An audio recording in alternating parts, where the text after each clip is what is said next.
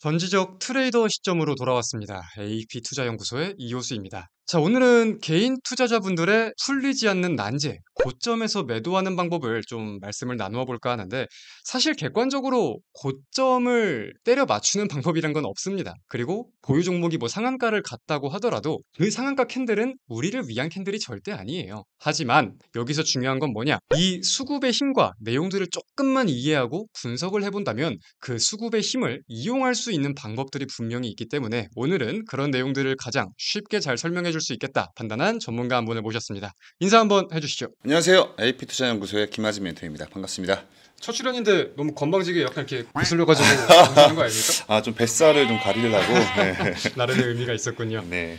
자, 무튼 본론으로 좀 들어가 보겠습니다. 사실 제 생각이지만 개인 투자자분들이 팔고 나서 가장 배 아파하는 경우는 정타 치다가 팔고 올라가는 건 바로 보이잖아요. 네. 그럴 때 아쉬워하시는 경우가 굉장히 많을 것 같아요.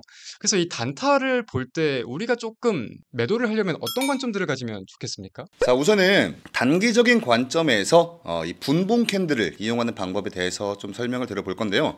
아마 많은 분들께서 단타를 할 때 5분봉, 10분봉을 보시는 분들은 많이 잘 없을 것 같아요. 그래서 1분봉과 3분봉에 대해서 설명을 드려보도록 하겠습니다. 자, 우선은 우리가 어떤 종목의 차트를 볼 때 가장 먼저 보는 캔들이 일봉 캔들이죠. 그리고 그 다음 이제 추세를 확인하기 위해서 뭐 주봉, 그 다음 뭐 월봉 이런 순으로 가시는데, 그때 우리가 이 추세와 좀 더불어서 거래량이라는 것도 같이 아마 체크를 많이들 하실 거예요.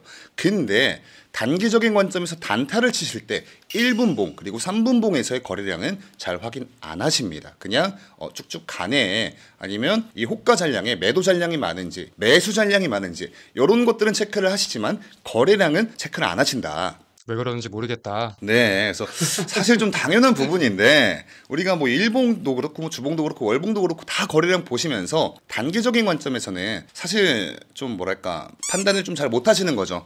눈앞에서 막 캔들이 막 이렇게 왔다 갔다 하니까 그 부분까지 잘 못 보시는데, 1분봉과 3분봉에서도 분명히 거래량 캔들 중요하다, 이렇게 좀 말씀을 드릴 수가 있을 것 같아요. 우선은 분봉 캔들이 올라가고 있는 상황에서 음봉이 붙는데 불구하고 거래량이 조금씩 줄고 있어요. 그럴 때는 여러분들 일단은 어느 구간에서 좀 지지를 받아주는지 우리가 좀 한 템포 늦춘 다음에 생각을 하셔도 늦지 않는다. 일단은 여기까지 말씀을 드릴 수가 있을 것 같습니다. 그러니까 음봉이 나올 때 무조건 쫄고 매도를 해야 되는 게 아니라 이제 음봉에서 거래량이 붙는지 혹은 거래량이 줄어드는지 이걸 확인하라는 뜻이네요. 그렇죠.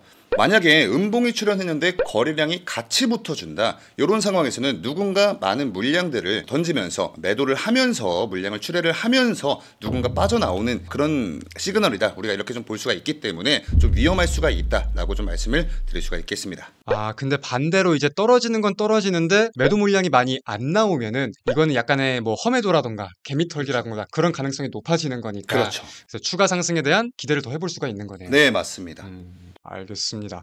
그러면은 반대로 양봉에서는 좀 거래량이 어떻게 붙어야 좋은 거겠습니까? 사실 양봉은 저도 좀 쉽지 않은 건 사실입니다. 왜냐하면 매도는 예술이다라는 말이 좀 있듯이 어느 지점이 최고점이다는 누구도 알 수가 없어요. 근데 그렇지만 양봉도 분명히 거래량을 이용한 확률이 높은 그런 트레이더 방식이 분명히 존재한다, 이렇게 좀 말씀을 드릴 수가 있을 것 같고, 간단하게만 좀 설명을 드려보자면 이것도 마찬가지로 좀 수급의 원리인데, 양봉으로 가면 갈수록 누군가는 수익 실현하는 매도 물량들이 나올 거고요. 또 올라가는 모습을 보고 나도 살래 하면서 들어오는 그런 매수 물량들도 분명히 있을 겁니다. 그럴 때일수록 3분봉보다는 1분봉 캔들을 좀 활용을 하시면서 마찬가지로 추세가 끊기지 않고 계속 가는데 불구하고 거래량이 직전 거래량과 비슷하거나 아니면 더 높아지고 있다 한다면 조금 더 기다리시다가 매도를 하셔도 좀 나쁘지 않지 않을까, 이렇게 좀 조심스럽게 생각을 합니다. 개인 투자자분들이 사실 분봉상 거래량은 많이 안 보실 텐데 이거는 활용을 해봐도 괜찮은 관점일 것 같습니다. 그리고 저는 지금 하신 말씀 중에 딱 귀에 꽂혔던 게 뭐냐면 추세라는 말씀을 하셨어요. 네.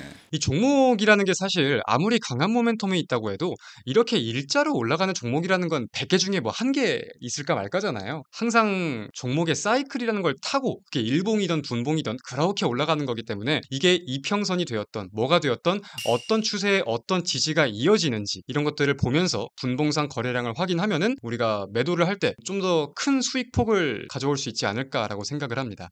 그리고 약간 이제 조금 좋은 꿀팁들을 말씀해 주시려고 하니까 제일 중요한 게 좀 빠진 것 같아요. 분할 매도.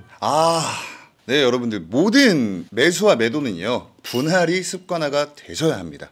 아까 제가 맨 처음에도 말씀을 드렸지만 주식의 고점이라는 거를 우리가 확언할 수는 없기 때문에 그 상승폭을 이용하기 위해서는 뭐 조금씩 매도를 한다거나 하는 분할 매도의 방법도 여러분들이 고려를 많이 해보시면 좋겠습니다. 단타 같은 경우는 이런 식으로 이해를 좀 해볼 수가 있을 것 같고, 개인 투자자들이 또 가장 많이 몰리는 구간 중에 전 좀 이해가 안 되긴 하는데 박스권 구간에서 좀 힘들어 하시는 분들도 많더라고요. 채팅들을 보다 보면.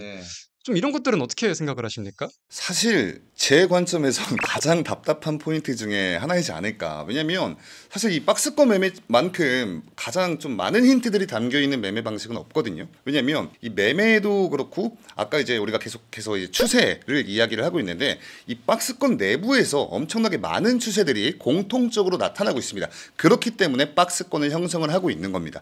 자, 즉 어떤 말이냐면 이 박스권 안에서도 지지를 받아주는 박스권 하단부가 있고요. 또 반대로 저항에 밀리고 있는 그런 좀 저항 구간대가 연속해서 나타나기 때문에 우리가 박스권이다 라는 용어를 사용을 하고 있는 거겠죠. 그러면 조금 우리가 좀 쉽게 좀 설명을 드려보자면, 내가 어느 정도의 박스권은 눈에 보여. 그러면 지지 구간도 그렇고 저항 구간도 그렇고 물론 보인다는 말과 일맥상통하기 때문에 사실 이 박스권 하단 부분에서 몰빵 투자가 아니라 좀 분할로 접근을 하시면서 좀 이게 주식 순행을 늘려나간다는 그런 관점으로 하나 둘 모아 가시다가 이 박스권 이제 저항 구간이죠. 박스권 상단 부분까지 주가가 올라갔을 때 돌파를 해주는지 아니면 또 역시나 마찬가지로 저항에 밀리는지 이런 부분들을 판단을 하시면서 분할 매도로 또 접근을 하신다면 분명히 그 전보다는 이 수익폭을 조금 더 우리가 크게 가져갈 수 있는 방법이 되지 않을까. 사실 좀 가장 쉬운 방법 중에 하나입니다.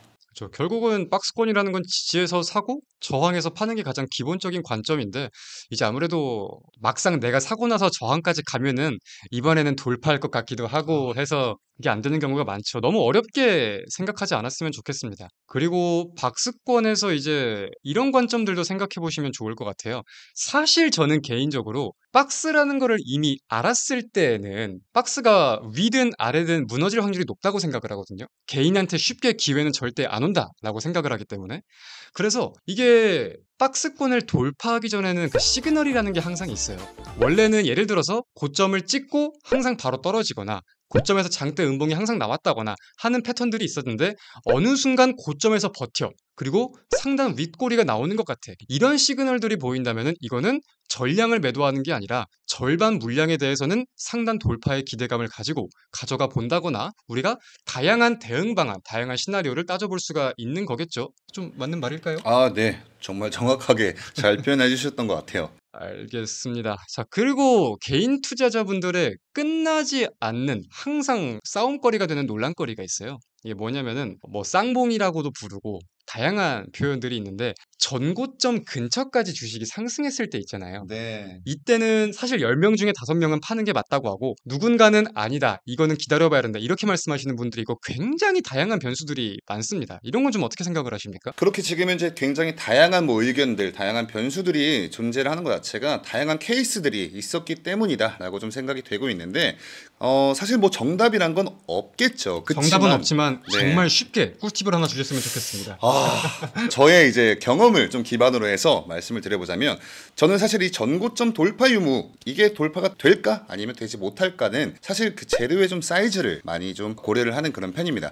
예를 들어서 과거에 주가가 전고점까지 올랐다가 주가가 빠질 때 그 어떤 리스크가 있었기 때문에 주가가 빠진 거겠죠. 아니면 뭐 재료가 소멸됐거나 뭐 어떤 부분들이 이제 악재로 작용이 되었기 때문에 주가가 빠졌던 걸 건데, 만약에 다시 한번 주가가 어느 구간의 지지를 받아주고 다시 한번 전고점 근처까지 만약에 형성이 되어 있다라는 가정하에 저는 가장 먼저 이 리스크가 먼저 해소가 되었는지를 좀 체크를 하는 것 같아요. 네. 만약에 리스크가 해소가 안 되어 있는 상태에서 다시 지지를 받고 반등을 주는 거면 요거는 좀 자칫 기술적 반등일 확률이 더 높을 수가 있기 때문에 우선은 저는 그 리스크적인 측면을 먼저 좀 고려를 하는 편입니다. 그러면은 올랐다가 빠진 리스크가 해결이 되었고 이제 좀 더 새로운 호재로 다시 올라가는 거라면 네. 충분히 돌파를 기대할 만한 모멘텀이다. 아, 그렇죠. 그리고 사실 이 과거에 주가가 전고점까지 올랐던 데에도 분명한 이유가 있을 거예요. 뭐 이게 뭐 실적 베이스가 될 수도 있고요. 아니면 뭐 어떤 뭐 수주, 공급 계약 뭐 이런 것들이 될 수가 있고요. 아니면 어떤 테마적인 성격에 이렇게 좀 휩쓸려서 수급을 받았던 걸 수도 있을 텐데 굉장히 다양한 이제 그런 뭐 모멘텀들이 있었겠지만 이것도 마찬가지로 다시 한번 주가 상승이 나와줄 때 비슷한 재료였다면 그 재료의 사이즈를 좀 이렇게 놓고 비교를 많이 해보는 편입니다. 그러면 간단하고 쉽게 정리를 좀 해보자면은 기존 상승과 지금 상승의 재료를 좀 비교해 볼 필요가 있고 네. 기존 상승에 대해서는 이제 하락하면서 불확실성이 좀 생겼을 수 있는데 그게 어느 정도 해소되었는지 여부가 중요하다. 근데 만약에 그때와 지금 똑같은 재료로 계속 왔다 갔다 하고 있는 거라면은 그럼 이제 재료에 대한 부분보다는 뭐 종목의 추세라거나 아까 말씀을 좀 해주신 수급 분석 이런 것들을 확인하면서 우리가 대응해 나가는 게 가장 안전할 수 있겠네요. 아, 그렇겠죠. 그러니까 항상 좀 여러 가지 각도에서 좀 다각도로 고려를 하는 게 무엇보다 좀 안전한 투자 방법이 될 수가 있다 이건데 사실 우리 개인 투자자님들 입장에서는 바쁘신 이제 현생을 또 이제 살고 계시다 보니까 이런 부분들 하나하나 다 이제 일일이 체크를 하시는 게 좀 어렵겠다라고 좀 생각이 들기도 들어요. 그렇지만 내가 내 돈을 넣고 투자를 하는 만큼 너무나 좀 당연한 부분이라는 점 여러분들 꼭 명심을 하셨으면 좋을 것 같습니다. 알겠습니다. 오늘 그러면은 말씀해 주신 게 이제 단타에 대해서 볼 때 우리가 수급을 좀 어떻게 확인을 해야 되는지, 박스권에 대해서 좀 어떤 전략을 가지고 접근을 하면 수익폭을 키울 수 있는지, 그리고 끝나지 않는 난제인 전고점 돌파에 대해서 기준 잡을 수 있는 게 뭐가 있는지, 이렇게 말씀해 주신 거 맞죠? 네, 맞습니다. 개인 투자자분들께 도움이 좀 많이 되셨으면 좋겠는 마음을 갖고 오늘 대화 마치겠습니다. 감사합니다. 감사합니다.